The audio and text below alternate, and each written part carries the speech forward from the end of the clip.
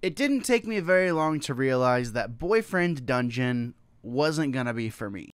But that doesn't mean it's not for you. Dear Diary, let's get into it.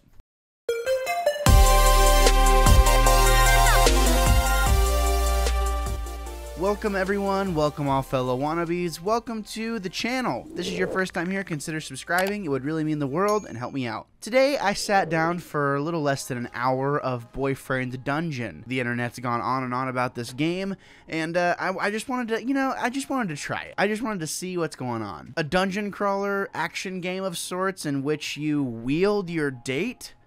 Sounds interesting.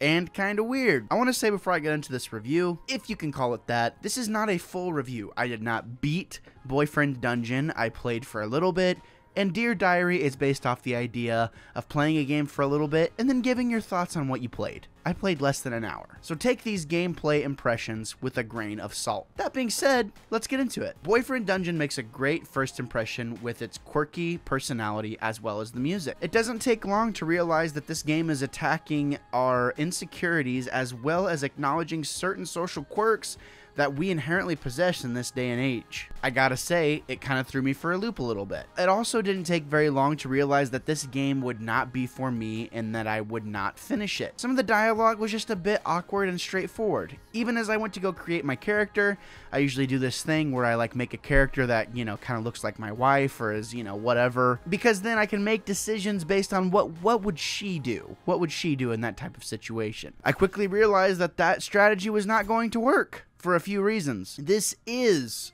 unequivocally a game about dating. What it's about. With a name like Boyfriend Dungeon, you should be able to ascertain that. I just had to see for myself. I wanted to see if there would be any neutral type of options where you could basically try and shove the dates away. They give you those options, yet still place those dates in front of you. The game gives you dialogue options to decline dating as a whole while constantly trying to set you up on dates and throw you into the dating world. And that's just not for me. If you don't want to roleplay as someone inherently insecure because you've never dated someone, this game is probably not going to be for you. This has to be some of the weirdest gaming dialogue I've ever encountered in my entire 26 years of life. But even still, I mean, to call this game progressive would be an understatement. That being said, I think the game kind of is held back a little bit in scope by not having options of, no, I want to stay this way. I don't want to throw myself, out there. I don't want to date these NPCs you're trying to throw at me. The thoughts I come back to while playing this game is games are pretty broad for the most part. I mean, there's a lot of games out there. There's a lot of different genres of games out there even. And a big genre of games these days are indies. And indies are incredibly niche.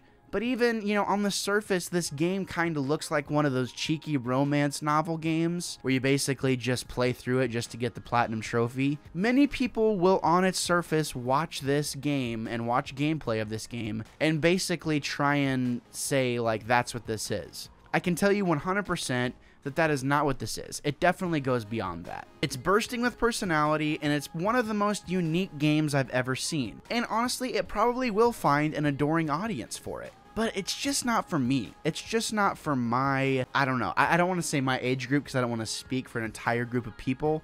But I can tell you that for me personally, this is not a game that I'm going to end up finishing. The gameplay seems fun enough, kind of a Bastion / Hades-esque jumble of whatever. It seems like you have some skills / spells that you can use, things like that. As well as the main mechanic being wielding the weapon that is supposed to be your date. The idea that your person that you're going to be romancing is going to also be your weapon or be your shield or whatever is kind of interesting to me. That being said, you have to pursue relationships and make a connection with that person in order to unlock specific skills.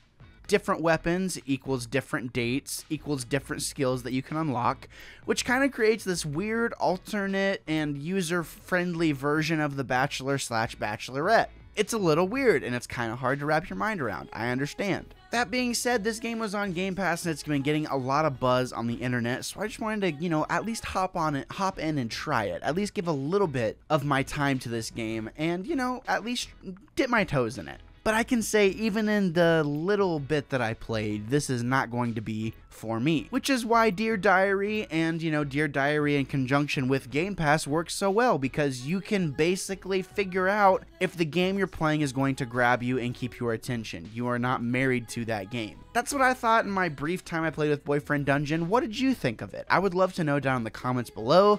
It is brand new, as I understand. And I want to know what you thought of it. I want to know your thoughts. I'm 26 and I'm married, so this just wasn't for me.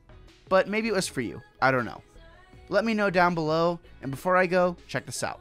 Well, whatever possessed you to check out any of the content that you saw today, I just want to say thank you so much for doing so. If you check the description down below, you'll see that there's a variety of different projects that I'm associated with. This is Wannabe Critic Productions after all. So I just wanted to say, if you enjoyed what you saw today, consider giving some of those other projects a chance as well. There's a lot of stuff that I'm a part of that that I do. If you were here for me or for someone else that you saw today, again, just thank you for checking it out, and I hope to see you again. But until next time, I'm Gabriel Fast, and I'll always be the Wannabe Critic.